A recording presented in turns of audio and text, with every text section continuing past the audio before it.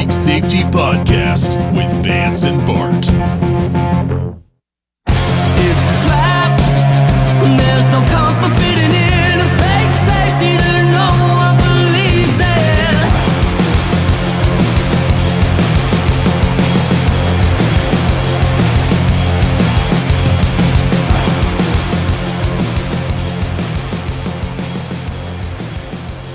All right, so we have we say this is breaking news. It's broke news because it happened like yesterday or the day before. Well, we're libertarians who don't watch mainstream news, so it's like this is a month old. This is a month old. It's new to us. It's something. It's pressing news. I think that's a good way to put it. It's timely. It's very still important. We're still within the window where this is, I'd say, relevant and topical. Right. Not like an ointment. Right.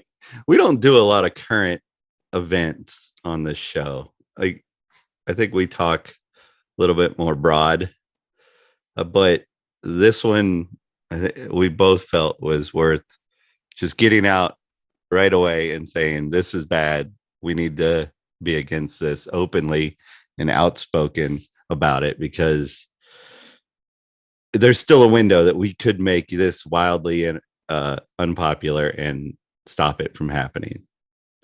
So we deal very much in not just the theoretical a lot, but just sort of broader topics and things that are meant to move and change slowly. But this is something we think that there's very much an opportunity for change here. And the idea of put your money where your mouth is, I think we hold a lot of folks accountable to that, and we should hold ourselves accountable to that as well. So I think that's why it's important for us to sort of tackle this. So how do you want to do this? Do we want to maybe listen to a couple of announcements maybe? Yeah, let's get our producing staff to pull up the clip real quick. Jamie, roll on clip 1. Giving us more and more ability to fight back the Delta variant. By fighting the Delta variant, we will continue our recovery, and we will ultimately beat COVID. So today I announce a new approach, which we're calling the Key to NYC Pass. The key to New York City. When you hear those words, I want you to imagine the notion that because someone's vaccinated, they can do all the amazing things that are available in this city. This is a miraculous place, literally full of wonders. And if you're vaccinated, all that's going to open up to you. You'll have the key, you can open the door. But if you're unvaccinated, unfortunately, you will not be able to participate in many things. That's the point we're trying to get across. It's time for people to see vaccination as literally necessary to living a good and full and healthy life. The Key to NYC Pass will be a first-in-the-nation approach. It will require vaccination for workers and customers in indoor dining, in indoor fitness facilities, indoor entertainment facilities. This is going to be a requirement. The only way to patronize these establishments indoors will be if you're vaccinated, at least one dose. The same for folks in terms of work. They'll need at least one dose. This is crucial because we know that this will encourage a lot more vaccination. We've seen it already. We've seen the impact of the mandate we've put in place for city workers already starting to move people to vaccination. We've obviously seen the positive impact of incentive as well. The goal here is to convince everyone that this is the time. If we're going to stop the Delta variant, the time is now. And that means getting vaccinated right now. This new policy will be phased in over the coming weeks. So we've been working with the business community, getting input. We're going to do more over the next few weeks. The final details of the policy will be announced and implemented in the week of August 16th. So over the next couple of weeks, getting more feedback, finalizing the policy, publishing it, and beginning to implement it. We'll then spend most of a month educating people, going out to businesses, receiving calls from businesses, answering questions and concerns, making sure everyone understands the new approach. And then on September 13th, during that week, will begin inspections and enforcement. So we want to give businesses, big and small, a chance to get acclimated. We want to make adjustments based on their input, but this will move forward starting in the week of August 16th, and then full enforcement and inspection begins the week of September 13th, which is very pertinent because that's the first full week after Labor Day when we really expect a lot more activity in this city. Now, I'll tell you, we know those conversations with the business community are crucial. We've had a lot of them already. What we're hearing from so many folks in the business community is they understand it's time, but they need government to lead. That's going to help them to do what they need to do. Not everyone's going to agree with this. I understand that. But for so many people, this is going to be the life-saving act that we're putting a mandate in place. It's going to guarantee a much higher level of vaccination in this city. And that is the key to protecting people and the key to our recovery. That's why it's the key to NYC. The key to NYC Pass opens a lot of doors, and we need it. We'll be issuing a mayoral executive order and a health commissioner's order. Those are the legal tools necessary to implement this approach. And we know that this is what's going to turn the tide. And we also know that people are going to get a really clear message. If you want to participate in our society fully, you got to get vaccinated. You got to get vaccinated. It's time. All the answers, all the information's out there. You've seen over 160 million Americans get vaccinated safely. You've seen it make the difference. The only reason we're having the recovery is vaccination. So it's time. And this is going to send that message clearly. And the key to NYC Pass, this is an easy approach because to confirm vaccination, all you need is your vaccination card or the NYC COVID Safe app or the Excelsior app from the state. Any of those will do. So it's simple. Just show it and you're in. Everyone this summer already has been amazing in this city and a lot more to come. This approach is going to make clear. You want to enjoy everything great in this summer of New York City? Go get vaccinated. Mm-hmm. Okay. That was fun. It's just worth saying so that we're all 100% on the same page. Sanity check here. Yeah. We just listened to an uninterrupted several minutes of the mayor of New York City on August 3rd saying those things to the public. Right. Which is, you all know where I stand on these kind of things, but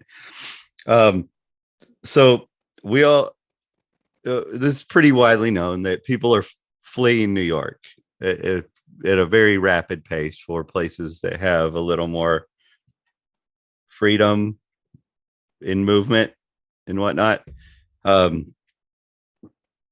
So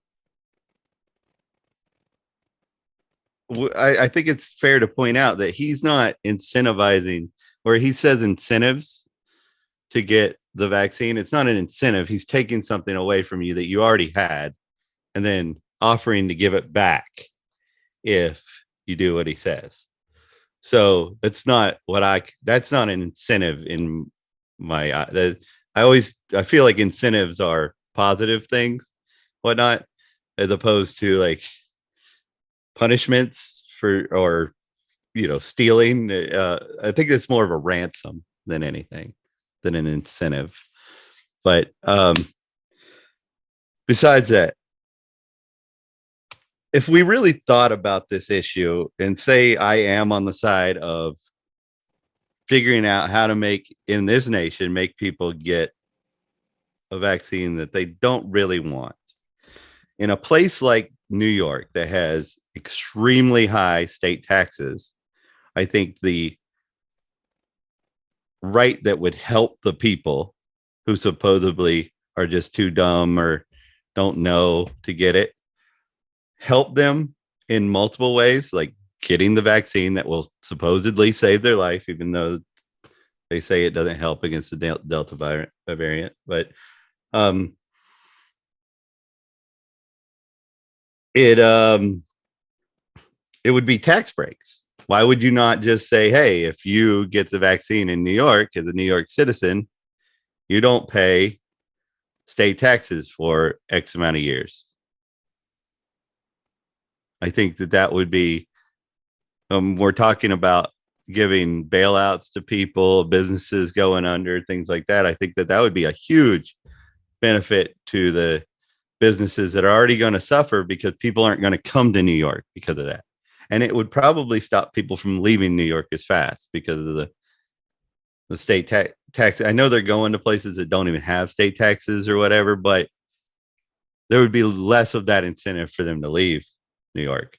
Well, you saw that where you live, right? With the film industry, right? With Georgia doing tax cuts shows that an entire industry will happily move across the country to, get subsidized work. Right. Absolutely.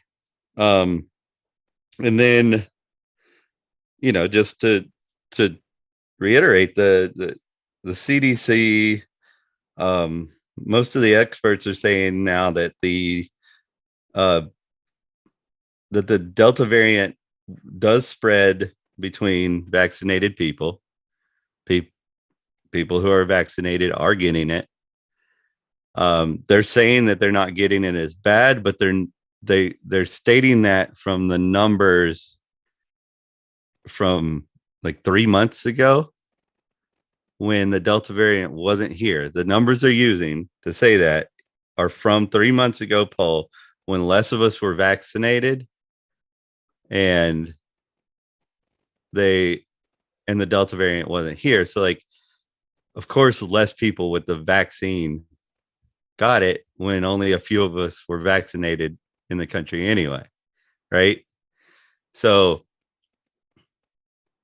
those numbers are completely false. And they've stopped reporting on whether you've gotten vaccinated and got the Delta variant in the new numbers. And they're just making a blanket claim that they're less sick. There's no scientific numbers or anything to support that because they don't keep a record on that. So with that being said, it's just not adding up that it's working on the Delta variant. I had it. I had the Delta. I'm fine. I'm pretty sure I had the other one too, but the Delta is the only one that made me kind of sick. But I just like to put that out there because I don't want people to think that, I'm against, I don't want to get this vaccine. It's not that I'm against this vaccination. I'm against any coercion to get the vaccination. I personally don't want it, and I don't want it for my kids, but I have no problems with anybody who does want it going to get it. So let's get into it, unless you have something you want to say first before we get into just arguing the points. Well, I think I think there are a couple of things that this opens the Pandora's box on, right? Because you're sort of talking about you're talking about it from that kind of health perspective of what a vaccine is and what data shows, and we obviously haven't even talked about the FDA approval, right?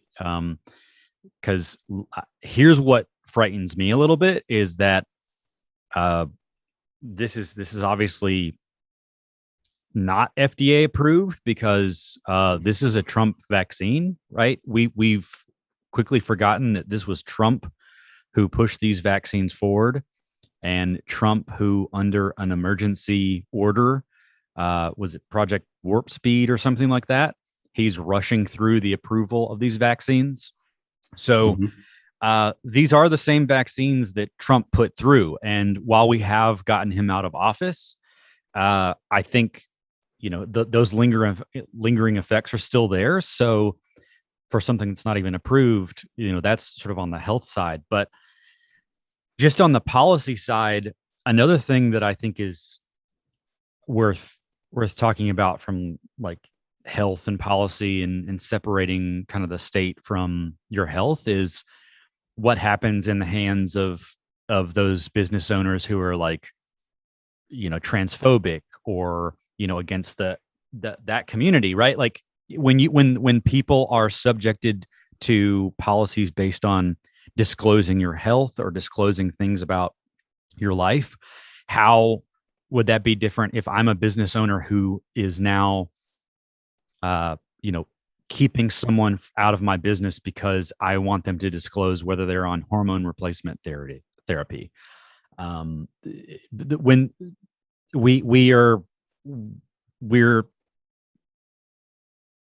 we're thinking about only this, and we're not thinking about what this opens the door to. And I don't think it's slippery slope fallacy, because we've seen how a lot of Republican leadership have absolutely used the state to interfere in our healthcare around things like abortion. Sort of the my body, my choice is a response to very much the Republican leadership looking into policing your body and the healthcare sector. So there are some things like that I just think are pretty dangerous. But I think that's all I'd really like to call out, because honestly, I think the people that will be most affected, if I'm going to be completely honest, and the people that I'm the most worried about, are going to be the undocumented. Mm-hmm. So I think it goes without saying that the folks who are undocumented would be in a very compromised position when it comes to not only having to register to get the vaccine, but also having to then register onto several of these lists and have their location being known and their comings and goings being known. We're obviously at a place where government and big data are merging, right? So the sort of watching of data and all of these corporations taking your data and buying and selling it, they're now doing that with things beyond just your data around consumption. They're doing it with your healthcare data and like whether you're vaccinated or not, which then they can overlay. And how easy is it for them to send that over to ICE? How easy is it for them to do that, not only for undocumented workers, but even just for undocumented folks to participate in society, right? If you're working at a place, you would have to get, it just creates those barriers for them to participate in society. And then any marginalized group beyond that is having that struggle as well. And when I say marginalized, we're also assuming that everyone has access to those pieces of digital technology which can do that, because we keep talking about how easy it is to download an app, but we know that not everybody has a smartphone or has access to a smartphone or reliable internet. We saw this in the pandemic, right? We saw so many of these families who had to have help with getting their children on e-learning or telehealth, because access to reliable internet connectivity and reliable technology and smartphones that are able to support these apps is not a given. Right. And the apps themselves tend to crash a lot. They especially the government ones. I don't know if any of the listeners have young kids in elementary school or starting elementary school, but signing up for all those apps, you realize, one, that they're just paying for these apps to give money to their buddies who developed them because they're not doing anything. And two, they crash all the time. But something you said about the FDA and whatnot, like, I know that we advocate for the abolishment of the FDA and things like that, but to get not to get off on the side note too much, what Bart's trying to say here is that there was no vetting of this, and because they waived the liability of these companies for any recourse if there is a problem. There was no incentive for them to make sure that there wasn't. There's just an incentive to get it out there and make that money. Okay.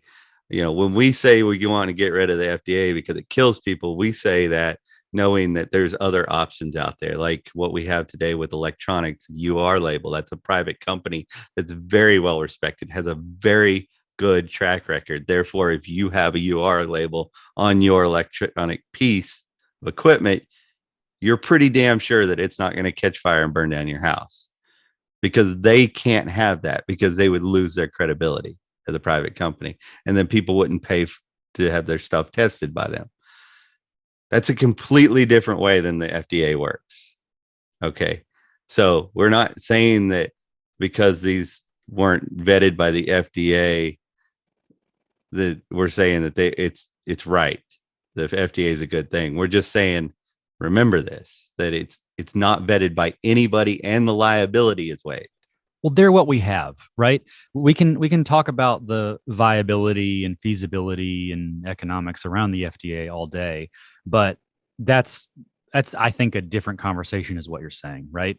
It's right. That's a different conversation. The conversation we're having now is that the FDA is what we have, and as a nation, it's what we have and is all we have to rely on.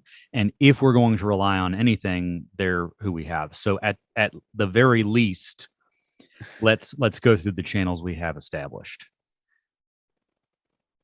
Yeah, I guess I would say the more important thing would be able to sue them if they were to hurt us. I think that would be the more effective way of saving people's lives and making sure that this is safe, because if it's going to hit them in their wallet, they're going to watch out. That's what big corporations do.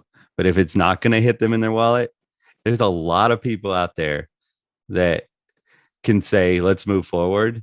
And it's not technically their choice. It's just their division.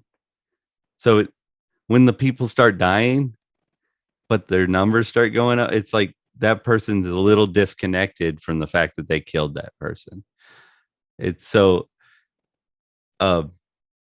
we need the money to be the reflective thing. So we need to be able to sue these companies, or in this case with de Blasio, and like we need to be able to sue the state of New York now, because I wasn't going to get it. You know what I mean? Like we need to be able to hurt somebody in their money if they're going to make us, you know what I mean? It's the only way.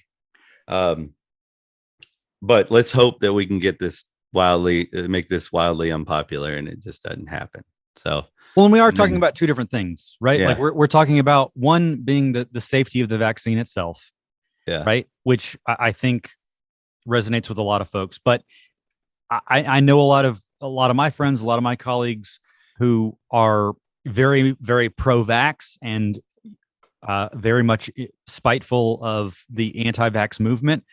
And I think it's important for us to remember, while a lot of the things that we are proposing might be, hurting those anti-vaxxers or people that you think of as anti-science, just know that the collateral damage of that are marginalized groups.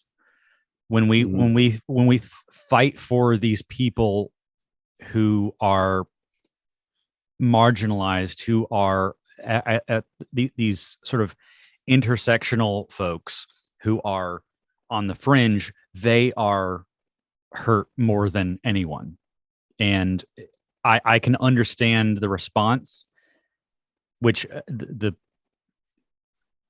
I can understand the spite against anti-vaxxers and being anti-science and believing that this vaccine is the way, and believing that this is how we got rid of polio and MMR. But I think that's a different conversation, because we are talking about not only the safety of the vaccine, which is its own conversation, but just the idea that we're opening up visibility into things that can be weaponized in the wrong hands. The idea that people can look into your medical history and enforce that at the door of every business.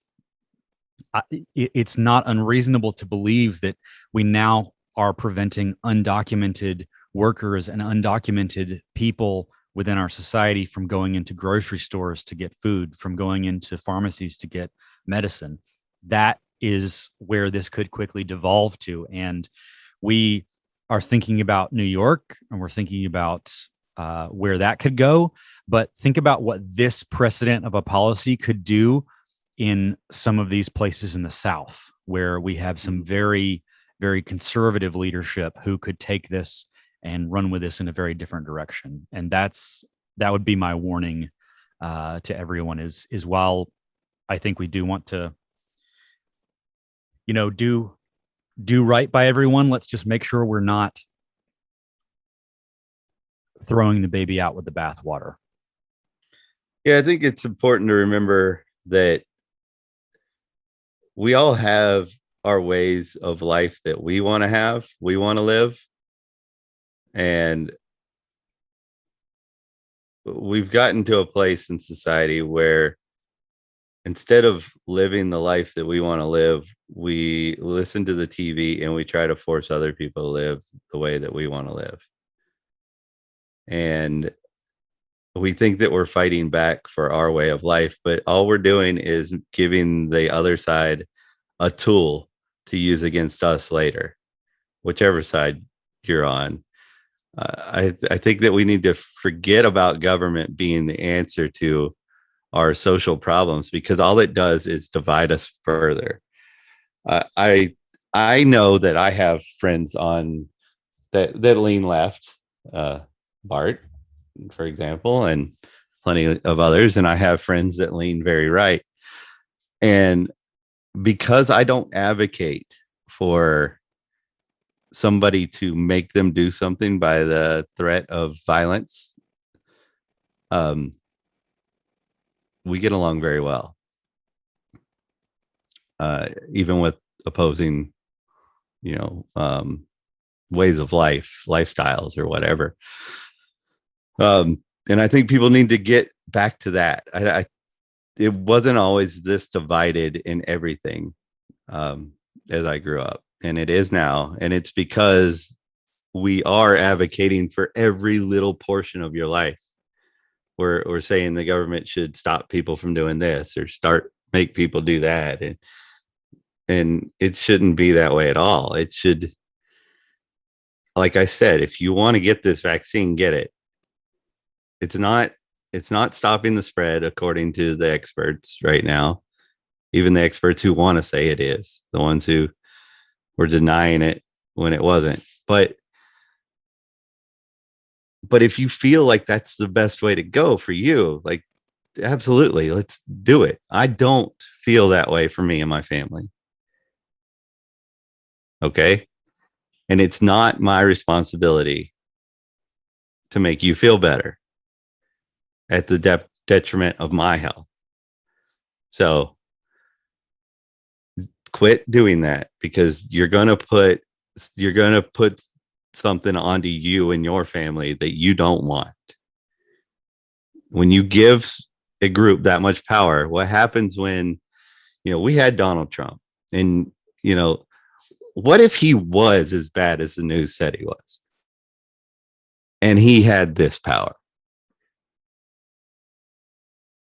What if we actually elected Hitler? What if, because it would happen today, as much as we listen to this populist movement and popular whatever, and whatever the TV tells us, it would happen today. He would get elected. So let's say he was born and we elected him.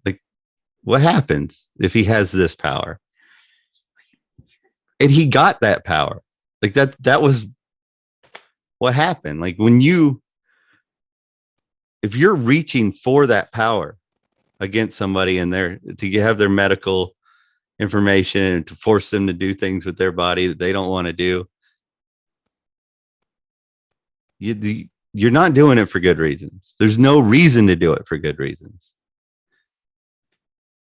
A good person wouldn't do that, no matter what the TV says. It's a trap, and there's no comfort fitting in.